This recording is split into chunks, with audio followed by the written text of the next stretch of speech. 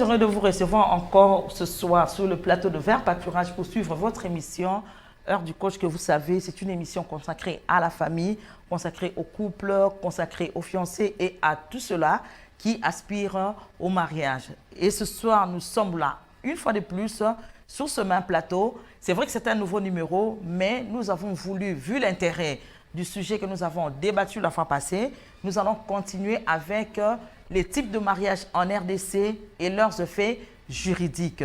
Et Maître Guilhem Konkole, il est là, disposé à vous répondre parce qu'il y a beaucoup de gens qui ont eu à nous appeler, à nous approcher par rapport à ce thème. Il y a eu beaucoup de questions et ce soir, Maître Guilhem Konkole est là pour vous, encore une fois de plus, pour satisfaire vos besoins.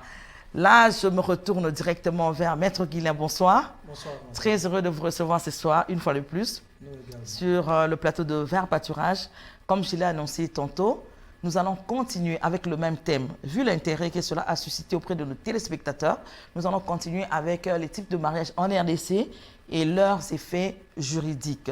Les gens ont voulu connaître un peu plus sur les relations, sur les types de mariage et ainsi de suite. Et là, je m'en vais directement vous poser la première question, ce qui est basé sur la dot. Il y avait vraiment une préoccupation, quelqu'un qui a posé la question sur la dot. La personne dit, est-ce que la négociation qui se fait entre les deux familles était légale? Parce que c'est la pratique actuellement.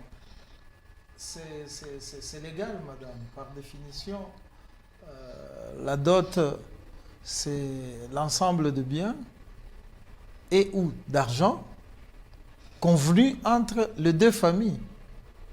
Dans le terme convenu, il y a un peu un aspect de négociation.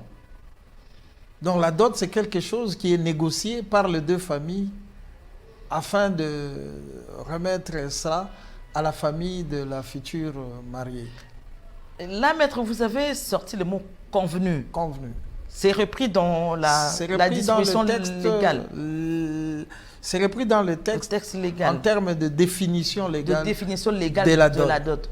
Parce que beaucoup de gens croyaient que la dot, c'est la famille de la femme qui donne ce dont ils ont besoin par rapport au mariage. Non.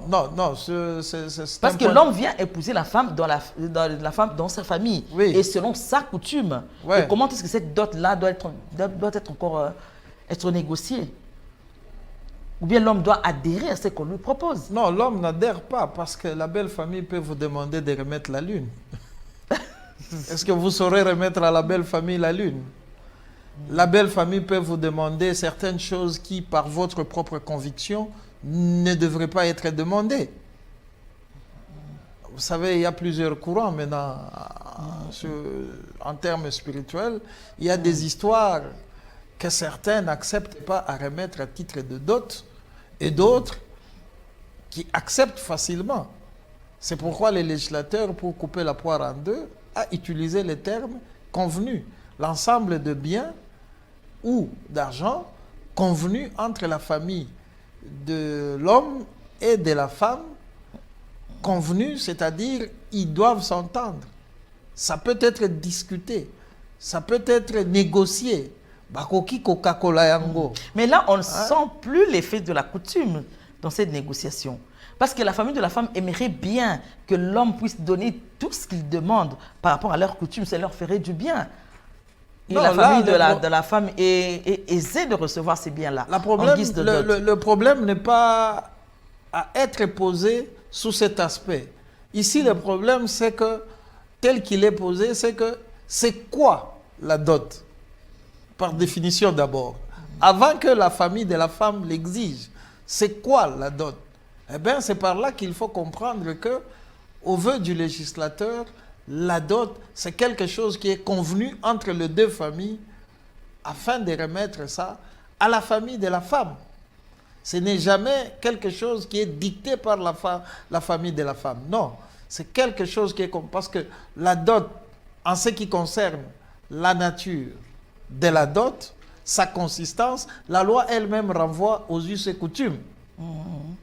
Normalement, la dot ne peut être fixée qu'en fonction de la coutume. De la famille de la la femme. coutume de la famille de la femme ou de l'homme.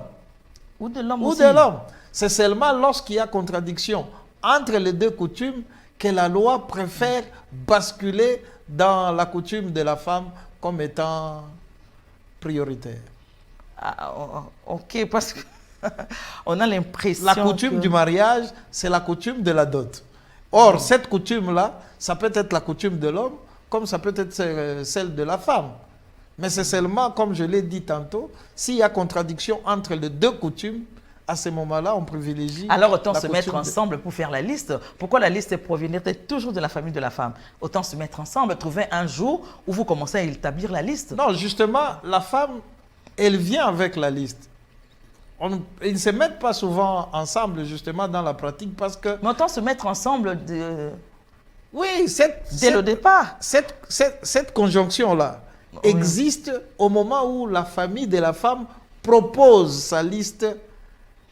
Ah, elle propose. Elle propose d'abord sa liste Ah, à la la liste famille n'est de qu'une l'homme. proposition. Oui, je suppose qu'il y a des négociations qui se font. Si on vous propose la liste, c'est-à-dire la famille de la femme demande un certain nombre de biens, vous remet une liste. Cette liste qu'elle vous remet, elle ne s'impose pas à vous automatiquement. Vous prenez connaissance de tous les biens qu'on a demandés dans la liste. S'il y a des choses que vous ne pouvez pas demander, qu'on ne pouvait pas vous demander selon votre propre conviction spirituelle, par exemple, vous allez écrire à la famille de la femme ou bien par les truchements de leur Mais maître, fille. on a l'impression que cette pratique a commencé il n'y a pas très longtemps. Bon, c'est vrai que bien que la loi l'ait bien expliquée dans la stipulation de la clause. Mais cette pratique-là de négociation, ça a commencé il n'y a pas très longtemps. Même dans nos communautés anciennes, la dot se donnait aisément, sans pour autant discuter. Quand on dit 2 chèvres, c'est 2 chèvres. Quand on dit 5 vaches, c'est 5 vaches. Non, c'est... Mais c'est seulement maintenant, par rapport à la situation économique, que les gens ont commencé à négocier la dot. Non, non. C'est seulement maintenant, madame, que les gens ont compris qu'ils pouvaient... Ont compris la disposition légale. Voilà, qu'ils ont compris qu'ils pouvaient Donc on était tous discuter. dans l'ignorance, là. Et oui, qu'ils pouvaient échanger ou discuter la Et que dot. c'était une disposition légale. Légale. La dot se discute. Difficile à avaler de l'autre côté de la famille de la femme. Oui, justement, parce que c'est elle qui veut voir de quel bois l'homme s'échauffe. Hein? Donc, effectivement, quand on demande la dot, on teste un peu la capacité En fait, financière c'est ça de l'homme l'idée. à supporter ou à garantir la stabilité du ménage. C'était ça l'idée première quand on demandait la dot à l'époque. Demander peut-être à un jeune homme d'aller tuer un léopard ou un lion pour voir sa capacité. Et là, ce n'était pas à discuter. C'était pas à discuter. L'homme ne disait pas que non, je suis incapable de tuer un léopard. Il doit le faire pour prouver à sa belle famille qu'il est capable. Peut-être que nous, on ne le savait pas. Hein. En coulisses, il y a toujours des discussions. En coulisses, il y a toujours des discussions. On utilise un peu tous les canaux possibles pour maintenir ces liens entre les deux familles. On peut passer par les tantes, on peut passer par la concernée elle-même qui cherche à se marier. Elle relaie chaque fois les désidératas de la famille de l'homme dans sa propre famille. Et quand on lui donne la réponse, c'est à partir de cette réponse-là, lorsqu'ils se mettent d'accord, qu'il parvient à réaliser ou à exécuter cette dot-là convenue entre les deux familles. Et en cas de non-accord? En cas de non-accord... Le désaccord persiste. Désaccord persiste, c'est que la femme demande qui sera privilégié. C'est que la famille de la femme demande qui sera privilégié. Mais il faut de bonnes pratiques éviter toutes ces disputes, toutes ces divergences. Il faut harmoniser. Alors ça, ce serait vraiment une bonne nouvelle pour nos jeunes gens qui doivent se marier. Peut-être après cette émission qu'ils devaient négocier la dot, parce que ça on ne savait pas, on croyait que la dot était donnée. C'est un droit qu'ils avaient depuis très longtemps. Depuis très longtemps. La dot ne s'impose pas. La dot se négocie. Il y a 2 délégations qui s'affrontent, mais à travers des canaux bien spécifiques, comme je l'ai dit. Ce n'est pas qu'ils vont se rencontrer autour d'une table quelque part, mais il y a des gens qui maintiennent ces contacts-là. Les oncles, les amis. Ils essaient un peu de relayer les messages de l'un ou de l'autre camp concernant la consistance de la dot. Et c'est une disposition du Code de la famille disposition qui existe depuis 100 qui existe tant dans le code dans la loi de 87, tant dans celle de 2016. Quand on a modifié la loi, la loi est restée telle qu'elle. Elle est restée, la dot, c'est toujours quelque chose qui est convenu entre les deux familles. Entre les deux familles. Merci, maître, de nous éclairer ce soir, parce que même moi-même, je ne savais pas que cette négociation était bel et bien légale. Je pensais que c'était les pratiques que nous, les hommes, qu'on commençait, vu la situation économique, l'homme maintenant cherchait à donner un peu moins que ce qui a été demandé. Voilà ce qu'on a retenu pour la dot. Alors, maître, on aimerait savoir quel régime matrimonial on peut accorder à un mariage qui est enregistré par l'un des conjoints. Comme vous l'avez dit la fois passée, que l'un des conjoints peut aussi aller enregistrer le mariage auprès de l'officier de l'état civil. Et dans ce cas-là, quel régime matrimonial va-t-on attribuer à ce mariage? À ce mariage, parce que l'autre n'est pas là. L'autre n'est pas là. Il y a un seul conjoint qui se présente avec peut-être les membres de sa belle famille en accord. Ils se disent, bon, on y va pour l'enregistrement, tout ça. Et quel régime matrimonial? Il peut produire la preuve du consentement de l'autre ou du choix de l'autre. Mais si cette preuve n'existait pas ou l'autre ne veut pas choisir, on leur applique le régime légal. La communauté réduite aux acquets. Parce qu'on ne peut pas appliquer la communauté universelle sur quelqu'un dont on n'a pas la preuve de consentement de ces régimes-là. Et comme la loi est claire là-dessus, là où deux personnes ne s'entendent pas, ou là où deux personnes, deux conjoints, n'ont pas choisi un régime bien déterminé, c'est le régime légal, la communauté réduite aux acquets. Pourquoi ne pas accepter le régime que l'un des conjoints amène? Parce qu'il y a possibilité de changer ne fût-ce qu'une fois. Non, là déjà on impose à l'autre, dont on n'est pas sûr d'avoir adhéré au régime du conjoint présent. Malgré la volonté du conjoint présent d'avoir une communauté universelle, oui, on va lui dire les régimes matrimoniaux, c'est quelque chose qui est discuté entre les conjoints. Discuté, de commun accord. Ils doivent opter pour un régime, de commun accord, pour que ça marche bien. On ne peut pas vous imposer un régime. À ce moment-là, ça risque de basculer dans son application. C'est pourquoi la loi dit, là où on n'est pas sûr, là où les partis, pour rejoindre le vœu du législateur, là où les partis n'ont pas choisi un régime, on leur applique le régime de la communauté réduite aux acquets. Et ce régime est tout à fait justifié et fondé, madame. Comment ça? Parce que, enfin, vous vous réveillez du sommeil, on vous dit, c'est quel régime qu'il faut appliquer à ces couples que vous ne connaissez pas. Vous serez tenté toujours de choisir le régime de la communauté qui est équilibré, réduit aux acquets. Pourquoi? Parce que tout ce que chacun a eu avant, tout ce que chacun a eu avant le mariage est à lui. Et ce qu'ils auront eu pendant le mariage appartient à eux tous deux, à la communauté. Et ça, c'est selon l'esprit du législateur. Qui est équilibré, justement. Non, comment équilibré? Parce que équilibré dans ce sens que mon bien à moi, que j'ai eu avant le mariage, et vous ne savez pas quel régime j'ai choisi. C'est pourquoi vous m'avez appliqué le régime de la communauté réduite aux acquets. Et imaginez-vous, madame, lorsque vous n'êtes pas sûr de mon adhésion au régime qu'a vanté ma femme. Devant l'officier de l'état civil. Vous n'êtes pas sûr de mon adhésion à ces régimes-là. Par mesure de prudence, qu'est-ce que vous faites? Ce n'est pas le régime de la communauté. La communauté, vous risquez de me faire entraîner dans un régime que je n'ai pas choisi. Mais non, c'est dans l'esprit du mariage. On voit déjà la communauté. Oui, parce que le législateur a prévu... L'esprit du mariage, c'est la communauté. Ça, c'est lorsqu'on tous les deux conjoints choisissent un régime. Ils peuvent adhérer tous à la communauté universelle. Mais lorsque le législateur ou lorsque l'officier de l'état civil n'est pas sûr de l'avis, du consentement de l'un ou de l'autre, on leur applique les régimes de la communauté réduite aux acquets, qui stipule que tous les biens que chacun d'eux a eu avant le mariage restent le bien propre. Par contre, comme ils sont mariés, tous les biens qu'ils auront eu pendant le mariage restent de biens communs. La communauté est respectée.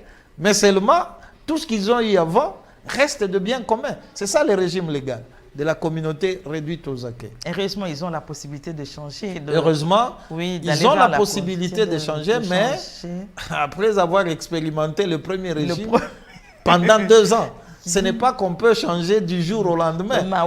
Du jour au lendemain, non.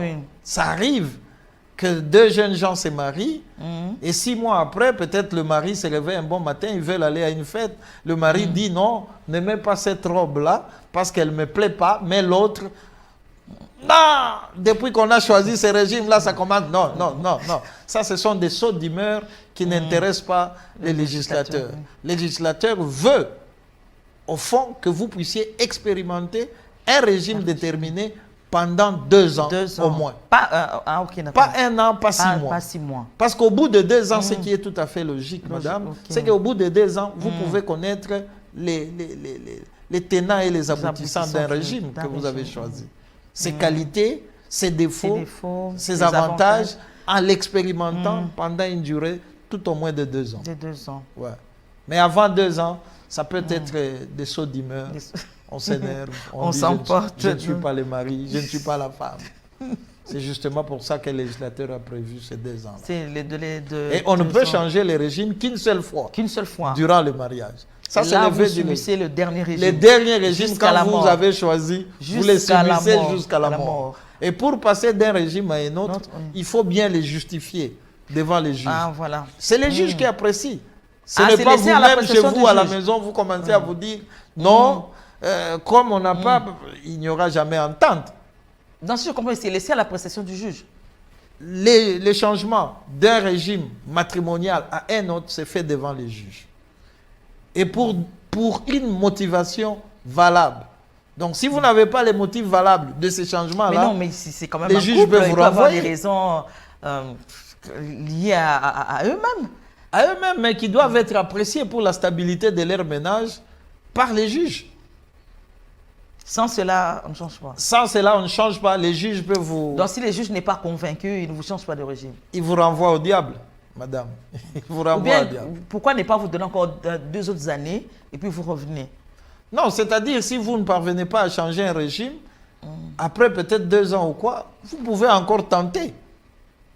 Parce que vous n'avez pas encore obtenu le changement que vous avez souhaité. C'est que je dis, le juge peut leur dire, allez encore discuter, échanger, et puis revenir après. Un juge très sage, il peut leur dire. C'est ce que je voulais C'est le juge lui-même dans l'application du droit sur une espèce donnée qui doit faire preuve d'une sagesse, d'une intelligence un peu supérieure. Un juge doit avoir beaucoup de sagesse en matière de sagesse, beaucoup de sagesse. Parce qu'il rentrer dans les affaires qui ne le concernent pas et décider sur le sort de 2 personnes adultes. C'est pas facile. C'est pas facile. Hein? C'est pas donné à n'importe quel juge. À n'importe quel juge. Ouais. Ouais. Celui qui est plus sage, qui n'est pas pressé, il va prendre tout son temps, les renvoyer un peu. Nous renvoyons à l'audience à 3 mois par exemple.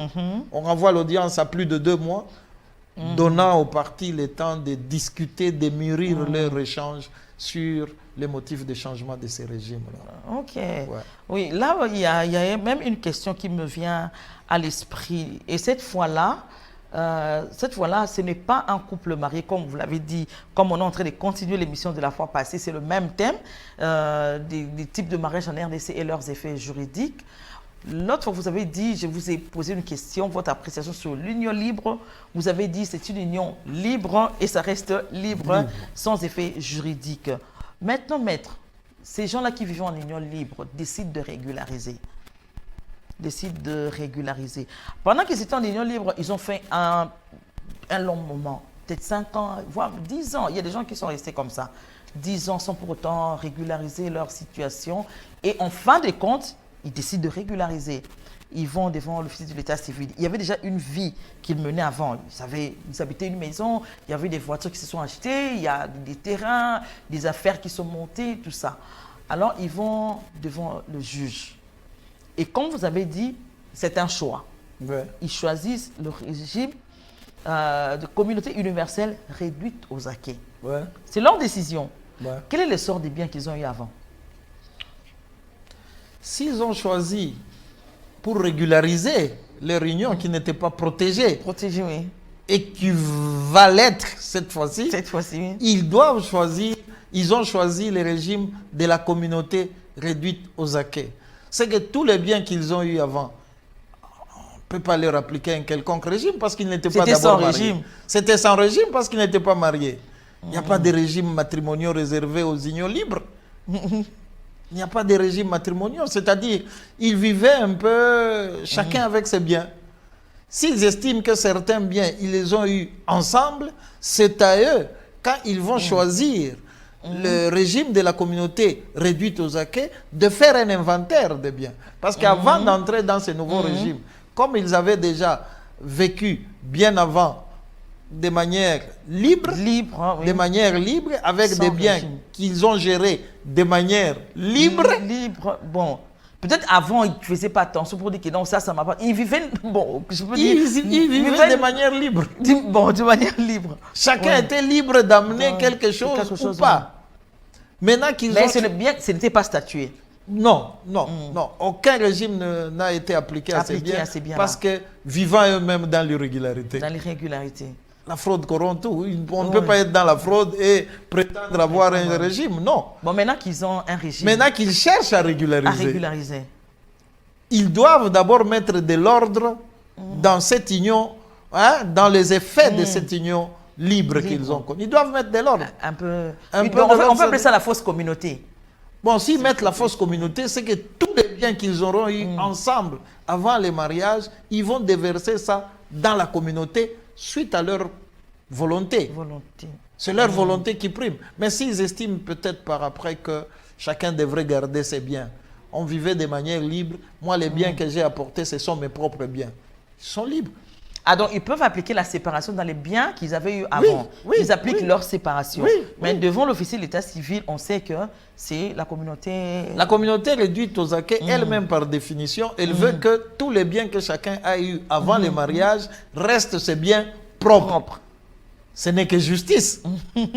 Et tous les biens qu'ils auront, comme étant des mariés maintenant, comme étant dans une union protégée, le législateur, quelque part, il a un penchant vers la communauté de biens. Parce que lui-même dit, une fois que vous régularisez et que vous choisissez le régime de la communauté réduite aux acquis, tout ce que vous aurez eu pendant le mariage sera de biens communs.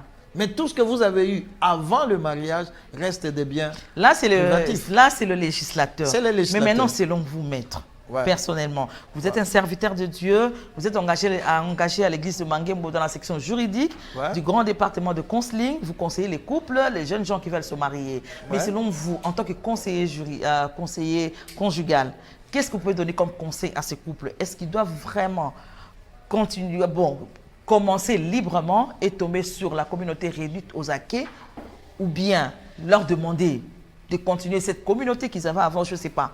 Quel conseil vous pouvez donner quand vous êtes devant un cas pareil? Merci madame d'avoir d'abord honoré notre département dans sa grandeur. C'est une grâce de reconnaître. Vous faites un grand travail, ça c'est vrai. Le travail que fait ce département-là. Mais nous travaillons toujours en communauté, en symbiose. C'est que quand il y a de jeunes gens qui se présentent, nous préférons d'abord discuter nous-mêmes entre nous et lever l'option selon le choix levé par l'Église. Et nous avions estimé, en étant conformes au choix de l'Église, que les mariages, le régime le plus indiqué pour les jeunes couples qui viennent de commencer, c'est le régime de la communauté universelle, pour plusieurs raisons, madame. Pourquoi le régime de la communauté universelle? Parce que c'est le régime que des chrétiens ne peuvent pas s'empêcher s'ils veulent vivre heureux et sincères dans leur mariage. Lorsqu'il y a des choses à cacher, on peut choisir l'autre régime parce qu'on estime qu'on a des biens, parce qu'on estime que l'autre n'a pas autant de biens que vous. Hein? Lorsqu'on estime que celui-là, il peut un jour me fouiller, lorsqu'on estime que sa famille, là, ce sont des préjugés qu'on a. Mais lorsqu'on est dépouillé de tous ces préjugés-là, eh ben, c'est la communauté universelle de biens qui intéresse les chrétiens. On a l'impression que cette communauté ne reste que sur le papier et sur l'acte de mariage, mais dans la vie quotidienne, même les chrétiens, beaucoup ne vivent pas ça. Hein? Une communauté le mariage, par définition, madame, c'est une affaire qui est réservée aux adultes. Aux adultes. Adultes dans le sens des hommes mûrs. Lorsque vous êtes dans le mariage, madame, c'est la sincérité, c'est la transparence, c'est l'abnégation de soi. C'est l'abnégation de soi. On ne vient pas dans le mariage pour s'enrichir. On vient dans le mariage pour donner. Et lorsqu'on vient dans le mariage, on accepte facilement que j'entre dans ce mariage pour donner de mon âme, de mon argent, de mon intelligence, pour la joie de l'autre, eh bien, on gagne plus. Mais lorsqu'on vient dans le mariage avec l'idée de gagner, on est déçu. C'est par là qu'il y a ces régimes-là de séparation de biens, communauté réduite aux acquis, parce qu'on n'est pas prêt à donner. Mais un bon chrétien, l'amour du prochain, s'exerce plus dans la communauté, les régimes de communauté universelle. Ce que je gagne, ça appartient à ma femme. Ce que ma femme gagne, elle doit aussi être prête à l'accepter pour que ça appartienne à l'homme. Et le mariage, par définition, c'est la sincérité. C'est une seule vie, c'est un seul patrimoine. Une seule vie, un seul patrimoine. Mais qu'est-ce qu'on ne voit pas actuellement? Vous avez dit une seule vie, un seul patrimoine. Qu'est-ce qu'on ne voit pas actuellement avec les hommes qui vont épouser? Nous sommes toujours dans les types de mariage en RDC et leurs effets juridiques. Mais qu'est-ce qu'on ne voit pas? Vous avez dit la RDC reconnaît le mariage monogamique. Mais il y a des hommes qui épousent 2 femmes. Coutumièrement, il épouse 2 femmes facilement. Il épouse à Lingwala, il épouse à Kinkole. Coutumièrement, c'est ce qui se passe actuellement. Un tel homme, selon la loi, je dis bien selon la loi, est-il considéré polygame ou adultère? Un tel homme, il est considéré comme un polygame. Ou les deux? Je sais pas. Polygame, adultère, tous les deux. Mais sinon, c'est la bigamie qu'il est en train d'appliquer. Or, la bigamie est interdite par la loi. Un homme ne peut pas avoir 2 femmes. Sinon, la loi vous rencontre là et vous engagez votre responsabilité. Mais la difficulté qu'il y a là-bas, c'est que, pour essayer de recadrer un peu les choses, c'est que... Donc, il n'y a rien d'adultère. Un homme ne peut pas épouser 2 femmes selon le vœu du législateur congolais. Un homme ne peut avoir qu'une seule femme. Je voudrais qu'on se mette d'abord d'accord sur cette assertion. Un homme ne peut avoir qu'une seule femme légalement au Congo. Lorsqu'il cherche à épouser une seconde femme, entre guillemets, ça devient impossible. Aux yeux du législateur, par définition, le mariage, c'est une union entre un homme et une femme célibataire. Célibataire, oui, vous avez Comme dit je ça. l'ai dit, même la fois passée, il ne peut pas y avoir un mariage entre un homme marié et une fille célibataire. Une fille mariée et un homme célibataire. Il ne peut pas y avoir mariage. Et lorsqu'on veut s'engager dans 2 liens de cette façon, comme vous l'avez dit, c'est que vous devrez être sûr qu'il y a un qui est faux et irrégulier ou annulable. À ce moment-là, au moment venu, celui qui a intérêt peut solliciter la nullité de ce 2e mariage-là. Et quand il le sollicite devant les juges, il peut l'obtenir facilement. Parce qu'on ne peut pas, sur le plan légal, superposer 2 mariages sur une seule personne. Non, non, non. Donc, on peut dire que cet homme est qualifié d'adultère et de... Adultère, polygame, bigame, on peut qualifier, oui. Par conséquent, il peut rencontrer la rigueur de la loi sur son chemin en menant une vie pareille. Parce que la bigamie est interdite. La polygamie aussi. Aussi, oui. Notre pays a opté pour la monogamie. Maître, la RDC a opté pour la monogamie, ça c'est vrai. Ouais. Mais nous savons tous que le code de la famille, son élaboration, résulte des recherches et des études menées par des hommes de la loi. Ils ont fait des études même dans toute la République. Sociologues, des médecins, des juristes. Tout ça. Et ils ont touché toutes les cultures de la RDC. Ouais. Ça, vous êtes d'accord avec moi? Ouais. Voilà. C'est alors qu'on a eu le code de la famille. De la famille. Mais quand nous regardons nos cultures-là, dans toute la RDC, dans toutes les provinces, qu'est-ce qu'on constate? Dans ces cultures-là, la polygamie est plus ou moins tolérée. La polygamie est plus ou moins tolérée. Mais comment est-ce que le législateur est arrivé à consacrer la monogamie? Parce qu'après étude, ils ont vu qu'il y a dans des communautés, la polygamie est installée. Comme vous ne pouvez pas imaginer. Un homme dans sa cour, il en a 4, même voire 10. Même voire 10. Et il est fier de présenter le nombre d'enfants qu'il a. On voit ça dans plusieurs provinces. Ce n'est pas, comment dire... prohibé, ils acceptent ça facilement. Alors pendant qu'il y a des sociologues, des gens qui ont mené des études et des recherches ont donné les résultats. Mais comment est-ce que le législateur finalement a opté pour la monogamie? On a opté pour la... Il ne faut pas aussi oublier l'influence de l'Église. Ah, Il ne faut pas oublier l'influence de l'Église. Ah, ça, dans le pays colonisé, soyons tous d'accord que c'est l'Église catholique et c'est les colonisateurs qui est venu avec sa pensée. Et l'Église catholique consacre elle-même le mariage monogamique. Quelque part, dans tous ces codes-là, il y a quelque part les traces indélébiles de l'Église qui sont là. C'est comme ça qu'ils ont recadré toute cette délinquance de polygamie et tout et tout. Ils ont essayé sûrement, ils en ont vu les méfaits. Ils ont vu les méfaits. Ils ont vu qu'un tel mariage déstabilise sérieusement l'homme que ne les servent. Et dans ces conditions-là, ils ont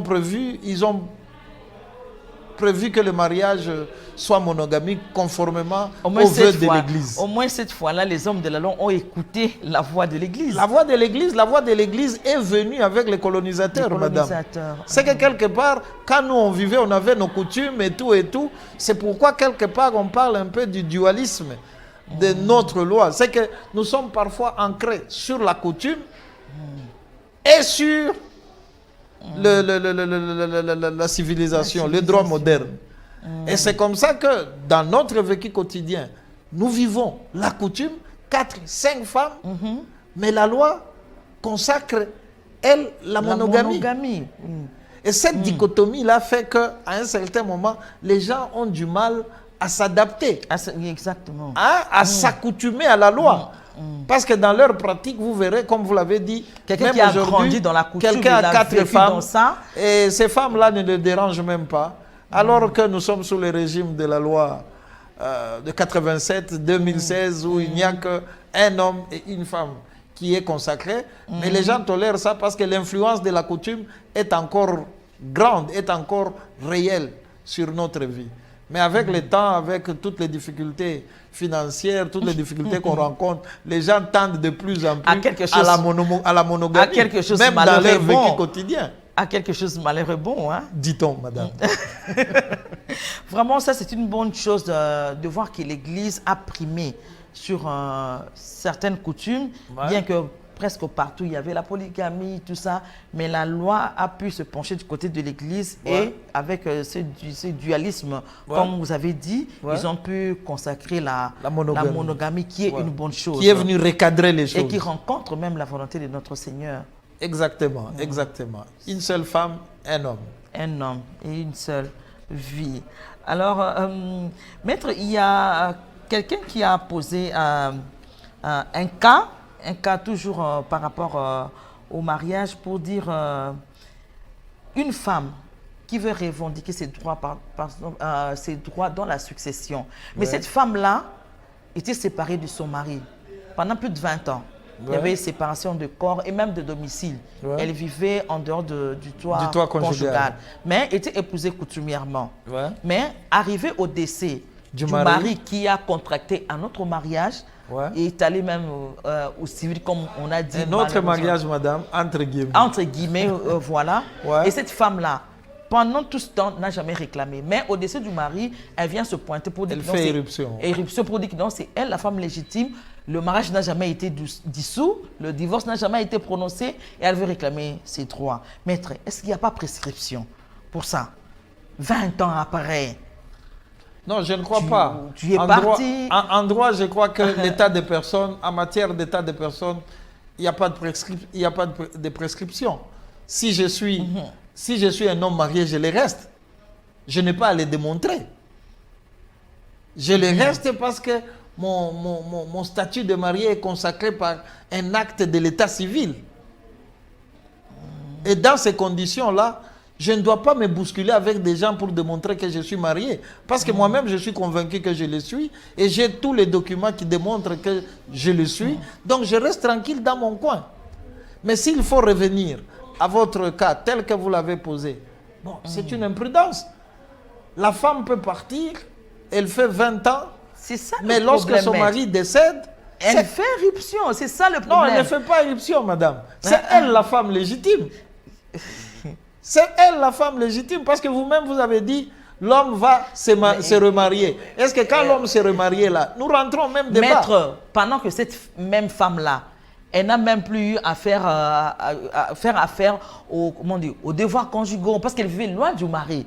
Elle ne faisait plus la lessive pour le mari, elle ne faisait plus le ménage. Elle vivait loin de son mari et 20 ans après, pour des raisons, peut-être des besoins financiers, elle vient se pointer pour dire que c'est elle la femme légitime et c'est elle qui doit bénéficier de la succession lors de la dissolution du régime matrimonial. Maître, madame, il n'y a pas moyen même de... Madame, on dit en droit, un droit est droit que lorsqu'on l'exerce. Oui. C'est-à-dire la femme mariée, une fois qu'elle est mariée, elle a des droits. Mais si elle renonce à les exercer, cela ne veut pas dire pour autant qu'elle n'est pas mariée. Si un mari ne donne pas l'argent nécessaire pour sa survie, elle a les droits de traduire ses maris en justice. La justice peut condamner son mari en lui arrachant une partie de son salaire et lui remettre pour qu'elle puisse bien vivre.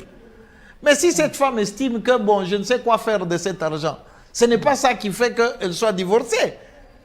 Ce sont des droits, mais qu'elle-même estime qu'elle ne peut pas exercer. Mais elle reste femme légitime de cet homme-là. C'est comme ça qu'il faut... Après, même 20 ans après, vivant loin du mari. Il n'y a pas de prescription en cette matière. Parce qu'il y a même un aspect qui me vient à l'esprit. Hein?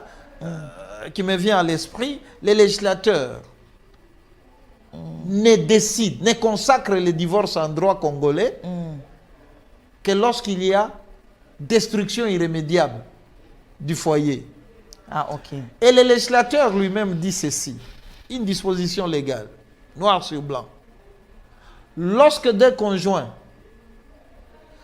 cessent de cohabiter, comme vous l'aviez dit, madame, pendant une période de 3 ans, pendant une période au moins de 3 ans,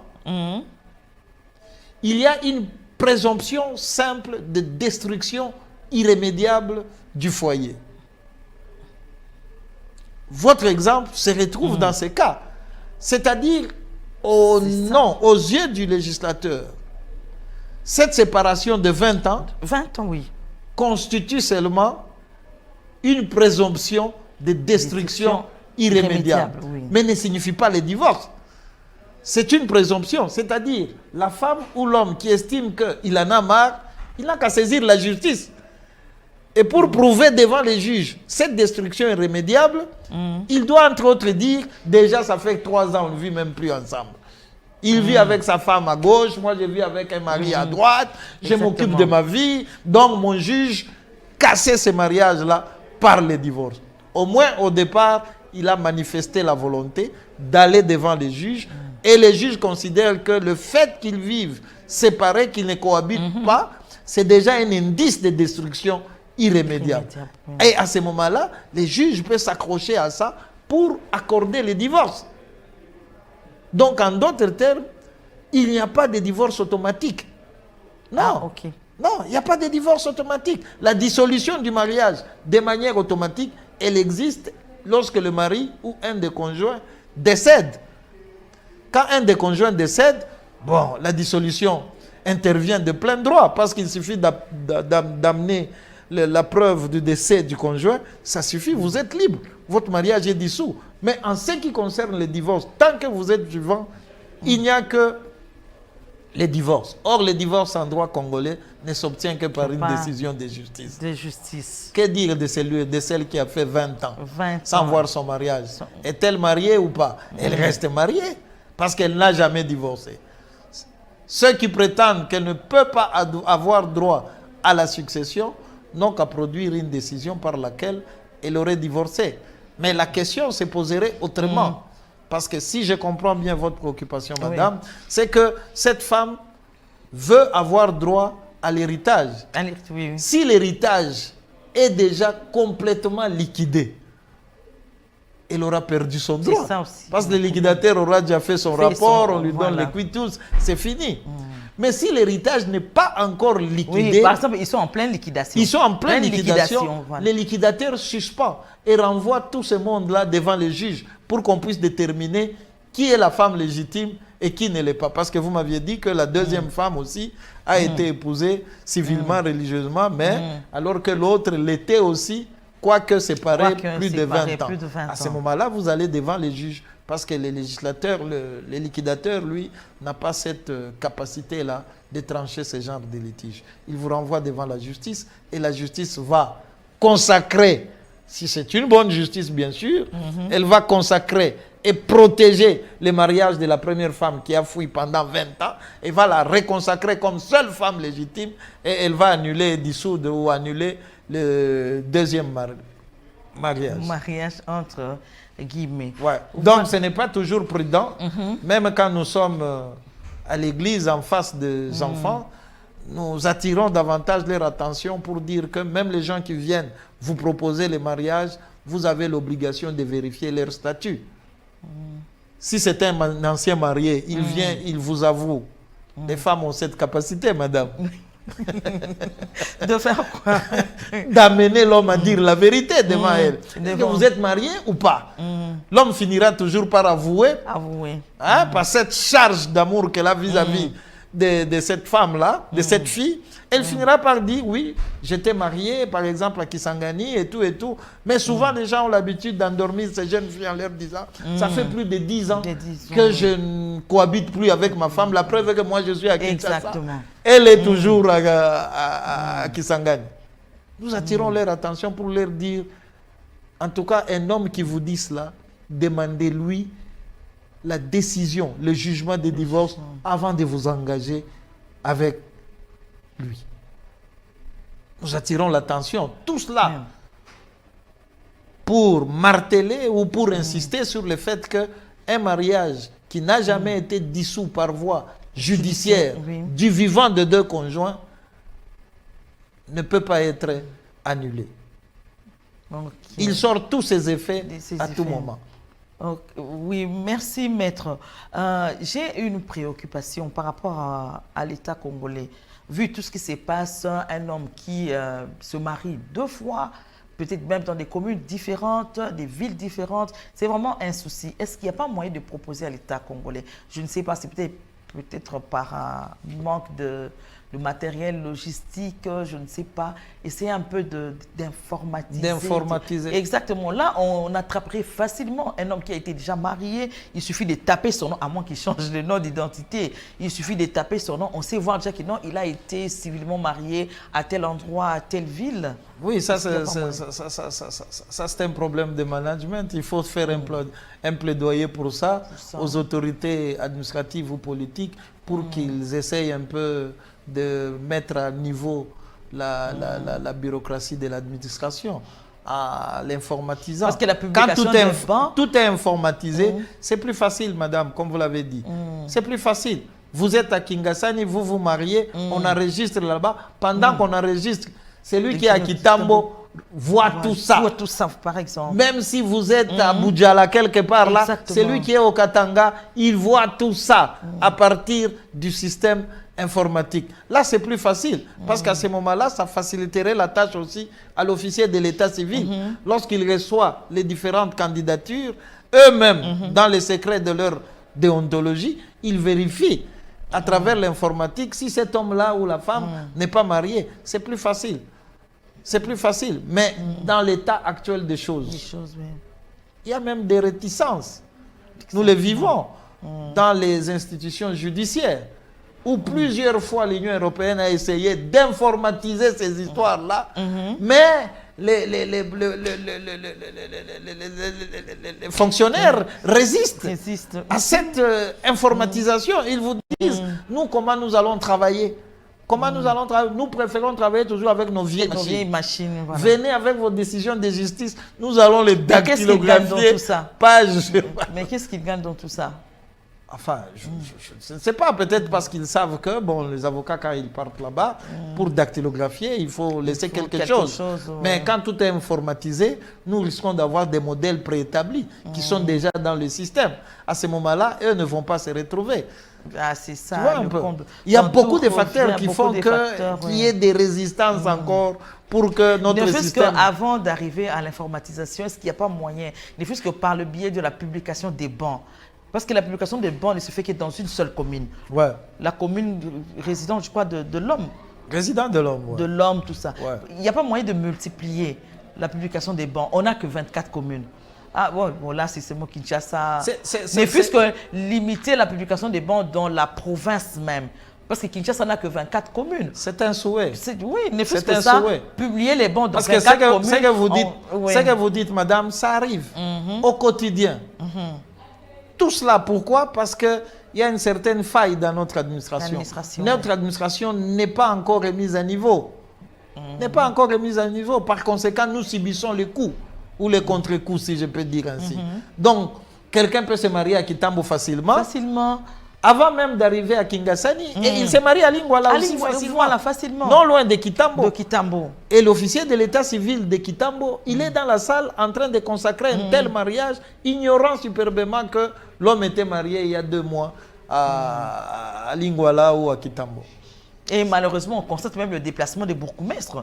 Ils se déplacent sans pour autant vérifier que ce n'est pas la commune appropriée, là où il va célébrer le mariage. C'est dommage. C'est dommage, vraiment. C'est dommage. Bon, tout ça, c'est l'ignorance de la loi. C'est l'ignorance de la loi. Espérons que les choses vont s'améliorer. C'est notre souhait que les choses s'améliorent davantage dans notre pays. On croit en notre Dieu que les choses vont s'améliorer en RDC. Maître, je voudrais que vous puissiez dire un dernier mot par rapport à tout ce qu'on s'est dit la fois passée et cette fois-ci, par rapport au thème que nous avons développé, les types de mariage en RDC et leurs effets juridiques. Qu'est-ce que vous pouvez donner comme un résumé, un conseil à tous nos téléspectateurs qui nous suivent pour clôturer ce thème? Pour clôturer ce thème, madame, le seul conseil que je peux donner est que 2 personnes, avant de se marier, ils doivent d'abord réfléchir 3 fois. Seulement 3 fois. Réfléchir 3 fois avant de se marier parce que c'est le minimum. Le mariage, c'est une affaire d'homme, comme on le dit. Le mariage, il y a beaucoup de réalités que nous découvrons dans le mariage, mais qu'il faut assumer. Lorsqu'on n'est pas en mesure d'assumer ça, autant ne pas se marier.